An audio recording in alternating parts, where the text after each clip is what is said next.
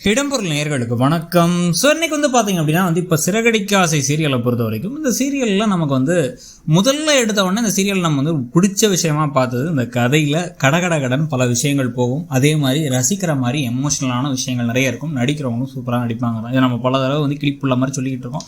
இன்னைக்கு எபிசோட்லேயுமே பார்த்தீங்கன்னா எல்லாரோடைய நடிப்பு, சில வசனங்கள் எல்லாமே நல்லா இருந்தாலும் கூட மெயின் கதையை விட்டு எங்கேயோ தள்ளி போயிருந்தாங்கிறது மட்டும் தெரியுது. ஆனால் ஒரு எமோஷ்னலான ஒரு ஹாப்பி மூமெண்ட் அப்படின்னா அதுக்கு ஏன் ஒரு வாரம் பக்கம் எடுக்குது? பாட்டிக்கு பர்த்டே செலிப்ரேட் பண்ணி பாட்டிக்கு ஒரு கிஃப்ட்டை கொடுக்கறதுக்கு ஒரு வாரம் ஏன் எடுக்குதுங்கிறது தான் நமக்கு ஒரு கடுப்பான விஷயமா இருந்துச்சுன்னு வச்சுக்கோங்க.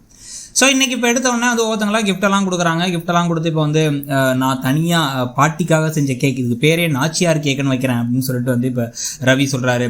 ஸ்ருதி அதுக்கப்புறமா மொபைல் ஃபோன் கொடுத்து உங்களுக்கு நான் சொல்லித்தரேன், உங்களுக்கு நீங்கள் சீரியல் சினிமாலாம் அதில் பார்க்கலாம், வீடியோ கால் பண்ணலாம்லாம் சொல்லிட்டு இருக்காங்க. இப்போ ஒவ்வொருத்தங்களும் எல்லாம் கொடுக்க என்ன என் பேரில் அப்போ கேக் இல்லையான்னு இப்போ இவங்க விஜயா கேட்க எல்லாத்துக்கும் முந்திக்கிட்டு வரதுனால முந்திரி கொட்டையில் ஏதாவது கேக் செஞ்சால் அவன் பேர் வைப்பான் அப்படின்னு கிண்டல் பண்ணிருக்காரு அண்ணாமலை. இப்போ இதெல்லாம் நடந்து முடிஞ்சு எல்லாரும் ஓரளவுக்கு செட் ஆகி இப்போ பார்த்தீங்க அப்படின்னா சீதாவும் சந்திராவும், அதாவது மீனாவோட அம்மாவும் தங்கச்சியும் அவங்க பழத்தை சாரியெல்லாம் கொடுக்க, சாரி ரொம்ப நல்லா இருக்குன்னு அவங்க பாராட்ட, 100 ரூபா பழத்துக்கும் ஒரு 600 ரூபா சாரிக்கும் ஓவராக பண்ணுறாங்க அப்படின்னு அந்த பக்கம் புலம்பிகிட்டு இருக்காங்க. அவங்களால முடிஞ்சதை பண்ணுறாங்கன்னு பார்வதியும் கரெக்டாக பேசிகிட்டு இருக்காங்க.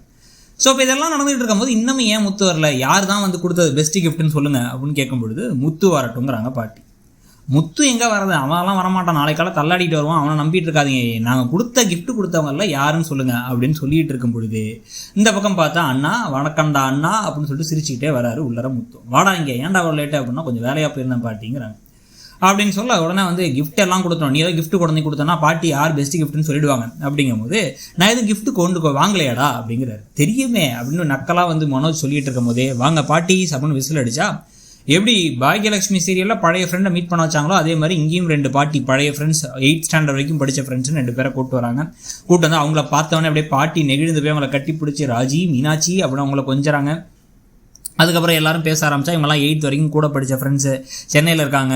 அண்ணம்மா காட்ட சொல்லி அங்கே இருக்கிற நோட் புக்கில் ஃபோன் நம்பர்லாம் எடுத்து இவங்களை வீடு தேடி கண்டுபிடிச்சி கூப்பிட்டு வந்துட்டோன்னு சொல்ல, அண்ணாமலை அப்படியே புருஷ மாதிரி இருக்காருப்பா அப்படின்னு அவரை பேசி, அதுக்கப்புறம் இன்னமும் நீ அழகாக இருக்க, நீ சீரியலில் சினிமாலாம் நடிக்கலாம்ல, இப்போ பார்த்தா கூட உன் புருஷன் திருப்பி உன்னை கல்யாணம் பண்ணிப்பார் உயிரோட இருந்தார்னா அப்படின்லாம் பாட்டிக்கிட்ட பேசி, அப்புறம் பாட்டியுடைய பழைய காதல் கதையெல்லாம் இழுத்து அப்படின்னு பேச பேச பேச பாட்டி அப்படின்னு நெகிழ்ந்துடுறாங்க. என்னோட பழைய ஃப்ரெண்ட்ஸ் இத்தனை நாள் கழிச்சு பார்க்குறேன் பேசுகிறேன் அப்படின்ட்டு ஒவ்வொருத்தங்களாம் இன்ட்ரடியூஸ் பண்ணிக்கிறாங்க. இதான் என் மருமக அப்படின்னா, அப்போ சின்னதாக இருந்தால் இப்போ பெருத்துட்டான்னு எப்போ பார்த்தாலும் பாடி ஷேம் வேறு பண்ணிருக்காங்க.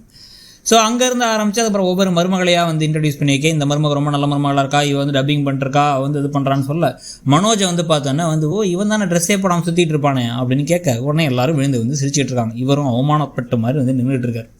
ஸோ மாற்றி மாற்றி எல்லாரும் சிரித்து சந்தோஷமாக இருக்கும் பொழுதே இப்போ மனோஜுக்கு ஒரு பயம் என்ன வந்துருச்சு அப்படின்னா, சரி ஓகே இப்போவே இவ்வளோ தூரம் பண்ணிருக்காங்களே, இப்போ அடுத்து நம்ம கிஃப்ட்டை ஒரு வேளை முத்து கொடுத்துருவாங்களோ, முத்து இந்த மாதிரி நெகிழ்ச்சியாக உன்னை பண்ணிட்டான்ட்டு அப்படின்னு பேச ஆரம்பிக்க, அப்படிலாம் இருக்க வாய்ப்பு இல்லை, நீ தனி கிஃப்ட் நான் தனி கிஃப்ட் கொடுத்துருக்கோம், கப்பலுக்கு தானே கிஃப்ட்டு, மீனா எதுவும் பெருசாக பண்ணல, அதனால் நமக்கு தான் கிடைக்கும் அப்படின்னு ரோகிணி சொல்லும் பொழுதே, மீனா நான் என்ன பண்ணேன் தெரியுமா அப்படின்ட்டு என்னங்க என்கிட்ட கூட சொல்லாமல் இருந்தீங்க அப்படின்னா, நீ உளறிடுவேன் தான் சொல்லாமல் இருந்தேன் அப்படின்னு முத்து கேக்கெல்லாம் ஊட்டி விடுறாரு. அதுக்கப்புறமா அவர் என்ன பண்ணுறாரு அப்படின்னு பார்த்தா மீனாட்ட கேட்டால், மீனா நான் எல்லாத்தையும் வீடியோ எடுத்திருக்கேன், பாட்டியில் நிறைய பேச வச்சு வீடியோ எடுத்திருக்கேங்க. உடனே அந்த வீடியோலாம் போட்டு விட்டால் பாட்டி 80 வருஷ வாழ்க்கையில் என்ன கற்றுக்கிட்டாங்க, மற்றவங்கள பார்த்து கம்பேர் பண்ணக்கூடாது, மற்றவங்கள்ட்ட எதிர்பார்ப்புகள் வச்சுக்கூடாது, நமக்கு காலத்துக்கு தகுந்த மாதிரி மாறிக்கணும், உலகங்கிறது மாறிக்கிட்டே இருக்கும் அப்படின்னு நிறைய சூப்பரான கருத்துக்கள்லாம் அவங்க சொல்கிறதெல்லாம் டிவியில் போட்டு காமிச்சு இதெல்லாம் மீனா தான் எடுத்தாங்க, காலத்துக்கும் நிற்கிற மாதிரி அப்படின்னு அதை சொல்கிறாங்க. ஸோ முத்து மீனாவும் எமோஷனலான கிஃப்ட் கொடுத்ததுனால அவங்களுக்கு தான் கடைசியாக பரிசு கிடைக்க போகுது. அதை பொறுத்து இவங்க எல்லாரும் கடுப்பாக என்ன பரிசுங்கிறதெல்லாம் தெரிஞ்சதுக்கு பிறகு தான் அந்த கவரிங் மேட்டருக்கு வரப்போகிறாங்க. ஸோ அதை பற்றி நீங்கள் என்ன நினைக்கிறீங்கிறத சொல்லுங்கள். தேங்க்யூ. இடம்பொருள் நேயர்களுக்கு வணக்கம். ஸோ இன்னைக்கு பார்த்தீங்க அப்படின்னா இப்போ சிறகடிக்க ஆசை சீரியலை பொறுத்த வரைக்கும் இந்த சீரியலில் நமக்கு முதல்ல எடுத்த உடனே இந்த சீரியல் நம்ம பிடிச்ச விஷயமா பார்த்தது இந்த கதையில் கடகடகட